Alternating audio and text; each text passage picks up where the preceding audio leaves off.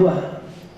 तो ये व्यक्तियों के द्वारा, ये तो सारे के सारे 9 कर्म हैं, लेकिन 9 कर्म होते हुए भी जब कोई हमारा परिचित होता है उस समय हमारे परिणाम किस प्रकार के होते हैं, अपरिचित होने पर किस प्रकार के परिणाम होते हैं। छोटा बालक है उस समय किस प्रकार के परिणाम होते हैं। मान लो कोई पागल है और पागल ने आपको कंकड़ मार दिया, क्या करोगे? Police case? अरे वो तो पागल है। तो ये सारे 9 कर्म होते हुए भी हमारे परिणामों में किस प्रकार से तारतम्यता बनती है, ये हमें देखना है। और आचार्य सिंह ने मूक माटी में बहुत अच्छा उदाहरण दिया कि जो ज्ञानी होता है वह कर्म की तरफ दृष्टि रखता है, कभी भी निमित्त ये 9 कर्म की ओर दृष्टि नहीं रखता। और जो अज्ञानी होता है वह 9 कर्म के ऊपर टूटता है। उनने हमारे साथ ऐसा किया, अरे भाई उनने ऐसा किया, आपने भी तो उनके साथ किया होगा। नहीं, हमने तो कभी नहीं किया। अरे इस जीवन में नहीं किया, कब से हम संसार में हैं, कभी ना कभी तो हुआ होगा, उसी का तो फल मिला है। तो आचार्य ने लिखा, उदाहरण दिए हैं 2 प्रकार के त्रियंच प्राणियों के। एक सिंह होता है शेर, एक कुत्ता होता है। शेर के ऊपर यदि कोई अटैक करता है तो क्या करता हो? शेर के ऊपर यदि कोई अटैक करता है, उसको मारता है, तो क्या करता है? उस मारने वाले को पकड़ता है। और कुत्ता को लाठी से मारो तो लकड़ी को पकड़ता है, कंकड़ मारो तो कंकड़ चबाने लगता है। इस कंकड़ ने मुझको मारा, ऐसा वो समझता है। वैसे ही ज्ञानी जीव सिंह के समान उस जिसके द्वारा मार रहा है, पीड़ा पहुंचा रहा है, उसकी तरफ दृष्टि न रखे, लेकिन मारने वाला कौन है उसकी तरफ दृष्टि रखता है। और अज्ञानी कुत्ते के समान इनके द्वारा हमको कष्ट मिल रहा है, ये हमें पीड़ा पहुंचा रहे हैं, 9 कर्म के ऊपर दृष्टि रखता है। ये तो निमित्त मात्र है, कर्म का फल तो हमारा ही है और हमारा ही कर्म हमको फल देता है, ऐसा दृढ़ विश्वास रखो। ये आवश्यक नहीं आपके घर में जितने भी सदस्य हैं सारे आपके अनुकूल हो, आपके बस व्यवहार में चलता कौन? ये हमारी पत्नी, ये हमारे पति। लेकिन वास्तव में देखा जाए वह शत्रु भी आकर के आपके घर में जन्म ले सकता है, पूर्व भाव का शत्रु भी हो सकता है। लेकिन हम अज्ञान के कारण से क्या करते हैं? एक मुनि महाराज, और वह मुनि महाराज कैसे हैं? बहुत तपस्वी मुनि महाराज हैं, बहुत तपस्वी मुनि महाराज हैं। 1 महीने में मात्र 1 दिन आहार के लिए निकलते हैं। 1 महीने में 1 दिन आहार किया, बस 1 महीने का उपवास। पुनः 1 महीने के बाद आएंगे, आहार करेंगे, 1 महीने का उपवास। 1 साल में मात्र 12 बार उनका आहार होता है। ऐसे तपस्वी मुनि महाराज हैं। और मालूम पड़ा है वह नगर के पास रुके हुए हैं। सारी जनता आनंद विभोर होकर के गुरु महाराज के दर्शन को जाती है। राजा को भी जब पता चलता है कि हमारे राज्य के निकट एक ऐसे मुनि महाराज का आगमन हुआ है जो बहुत तपस्वी है, 1 महीने में मात्र 1 बार आहार ग्रहण करते हैं, राजा भी उनके दर्शन को जाता है और दर्शन करके उनसे बहुत प्रभावित होता है और अपने राज्य में घोषणा करवा देता है। क्या? ये जो तपस्वी मुनि महाराज हैं 1 महीने में 1 बार आहार ग्रहण करते हैं, इनका आहार मेरे राजमहल में ही होगा, कोई भी प्रजा, कोई भी जनता इनका पड़गाहन न करे, ऐसी घोषणा करवा देता है। कौन? राजा। और मुनि महाराज जंगल से निकल करके, चातुर्मास का समय था, ऐसा समझ लो, क्योंकि नहीं तो वो बिहार भी कर सकते थे। तो आहार के लिए आए हैं, कहां? नगर में। जनता दर्शन कर रही है, प्रसन्न है, मन में खुश है। आज महातपस्वी मुनि महाराज आज हमारे नगर में पधारे हैं, हमारे नगर को इन्होंने पवित्र किया है। और देखते हैं राजा की आज्ञा है, कोई भी मुनि महाराज का पड़गाहन नहीं करेगा, क्यों? क्योंकि इन मुनि महाराज का आहार तो हमारे राजमहल में ही होना चाहिए। महाराज एक एक करके सभी घरों को राजमहल की तरफ चले जाते हैं और वहां पर उस समय क्या होता है, आग लग जाती है। राजा व्यस्त होता है और उसको पता ही नहीं चलता, ध्यान ही नहीं देता। महाराज आते हैं और वापिस जंगल की ओर बिना आहार लिए ही लौट जाते हैं, बिना आहार लिए लौट जाते हैं। वापिस 1 महीने का पुनः उपवास धारण कर लेते हैं। जब 1 महीना पूरा होता है, 1 महीना पूरा होने के बाद वह मुनि महाराज पुनः दोबारा उसी नगर में आहार के लिए आते हैं। लोग देख रहे हैं, इतने महान तपस्वी मुनि महाराज आए हैं लेकिन कुछ कर नहीं सकते। क्यों? राजा की आज्ञा है। और पुनः मुनि महाराज को कोई पड़गाहन नहीं करता और मुनि महाराज फिर सभी घरों को लांघते लांघते उस राजमहल में पहुंच जाते हैं। वहां पर दूसरी बार क्या हुआ है, उसका जो राजा का हाथी था वह मदोन्मत्त हो जाता है और उस कारण से राजा व्यस्त हो जाता है। राजा फिर दूसरी बार भी आए हुए मुनि महाराज की ओर ध्यान नहीं दे पाता। ये आहार की बेला है, इनको आहार देना है, इतना उसको ध्यान नहीं रहता, व्यस्त हो जाता उसी में। हाथी मदोन्मत्त हो गया, उसके कारण से सब अस्त व्यस्त हो जाता है और मुनि महाराज पुनः कितने महीने हो गए?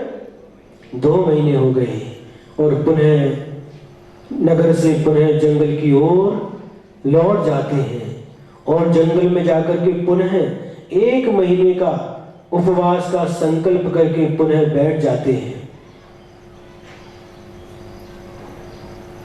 कैसा लग रहा है आप लोगों को? अच्छा नहीं लग रहा? हाँ, अच्छा लगना भी नहीं चाहिए। मुनि महाराज आए और बिना आहार के जा रहे हैं।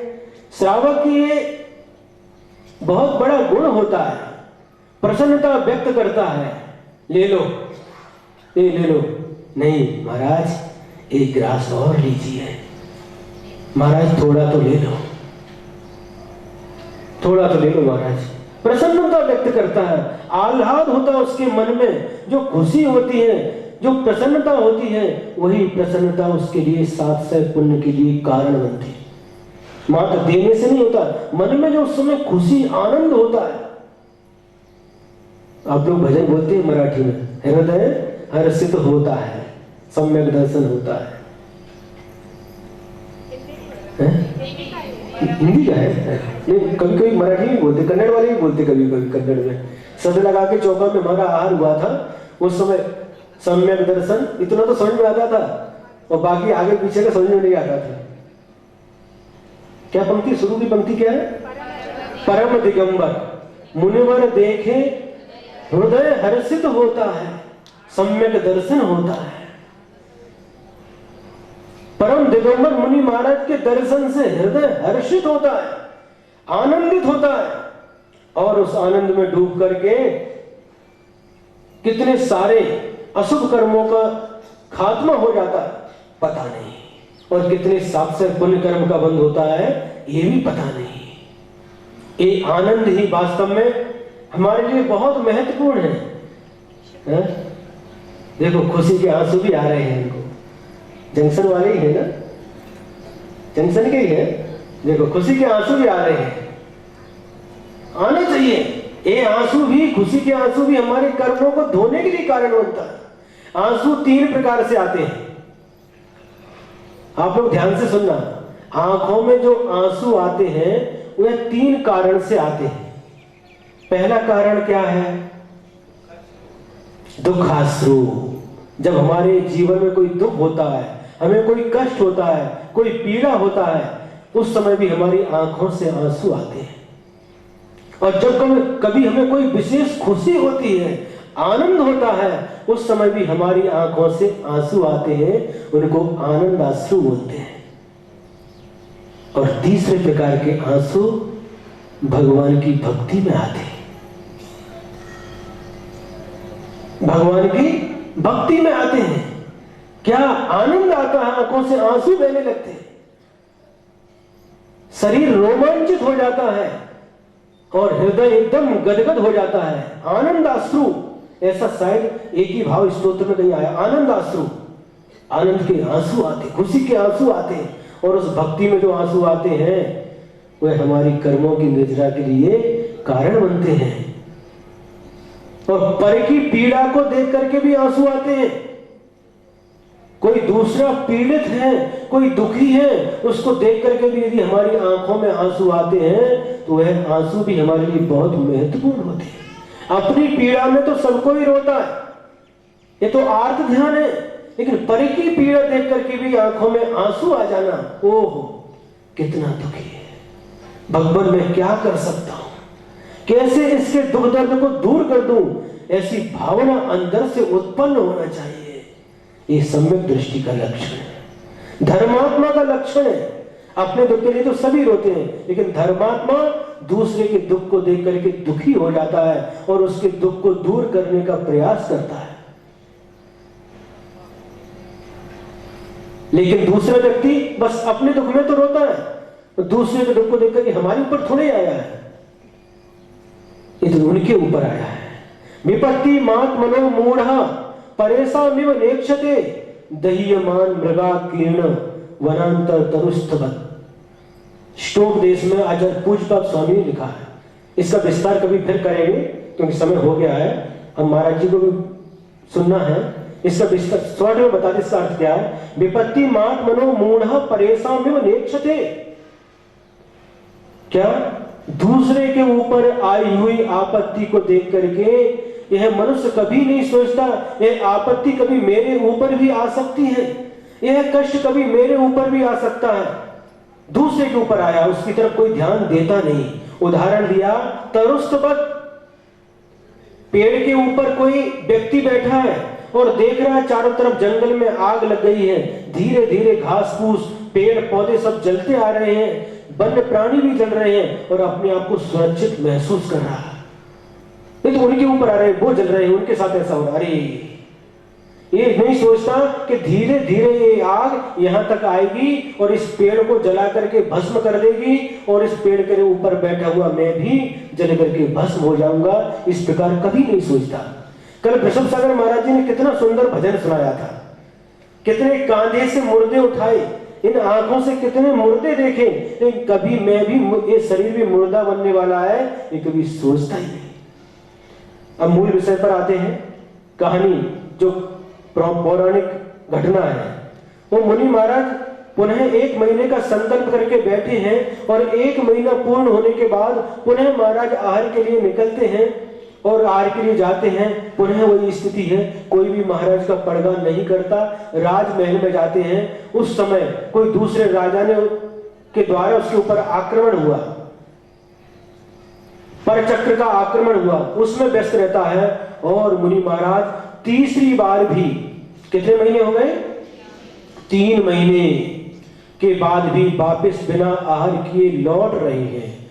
और लौटते लौटते क्या घटना घटती है, एक व्यक्ति के मुख से महाराज का शरीर 3 महीने में बिल्कुल जर्जर हो गया है, क्योंकि 3 महीने अन्न न मिले तो क्या होगी स्थिति। तो एक व्यक्ति के मुख से कुछ शब्द निकलते हैं और वह शब्द मुनि महाराज के कान के अंदर जाते हैं। वह बोल रहा है, आपस में बात कर रहा है, देखो ये राजा कितना निर्दयी है, ना तो स्वयं महाराज को आहार देता है और हम लोगों के लिए भी मना करके रखा है कि महाराज को आहार नहीं देना। राजा का ऐसा कोई दृष्टिकोण नहीं था, लेकिन ऐसा योग बना। 3 बार मुनि महाराज बिना आहार के लिए लौट रहे हैं। जब ये शब्द कान में पड़ते हैं कि राजा स्वयं भी आहार देता नहीं और हम लोगों को भी देने नहीं